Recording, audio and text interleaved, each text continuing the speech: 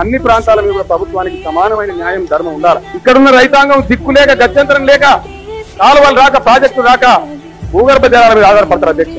ఒక ప్రాంతంలో రైతాంగానికి ప్రాజెక్టు ప్రభుత్వ సొమ్ముతో కట్టి వెంటనే ప్రభుత్వ సొమ్ముతో చేసి అతి చౌకగా అక్కడ నీళ్లు ఇస్తున్నారు. సంతోషం, ఇవ్వండి, ఇంకా తగ్గించండి. రైతులు దేశానికి అన్నం పెడుతున్నారు కాబట్టి వాళ్ళకి సాయం చేయని మాకు ఇస్తలేదు.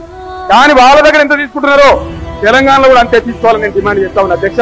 తెలంగాణ రైతాంగానికి వ్యవసాయానికి ఫ్రీగా పవర్ సప్లై చేయాలని చెప్పి నేను డిమాండ్ చేస్తా ఉన్నా అధ్యక్ష. ఇది న్యాయం చేసినట్టు అవుతుంది తప్ప ఇదేం గొంతెమ్మ కోరిక. My demand is right demand. ఏ నాటికైనా సరే ఇదే ఓల్డ్ అప్పర్ కృష్ణా ప్రాజెక్టు నుంచి మహబూబ్ నగర్ కాలువలు రావాల్సిందే. తెలంగాణ ప్రజలు వాళ్ళ న్యాయమైన హక్కు సాధించుకొని తీరుతారు అధ్యక్ష. ఇది చరిత్రలో జరగబోయే సత్యం, మీరు చూడబోతారు. హరిహర బ్రహ్మాదులు అడ్డమచ్చిన, ఈ తాత జేజమ్మలు అడ్డమచ్చిన మీ కండ్ల ముందే పాలమూరు ప్రాజెక్టు కట్టి ఇక్కడ లక్షల ఎకరాల సాగులోకి తీసుకొచ్చి చూపిస్తాం.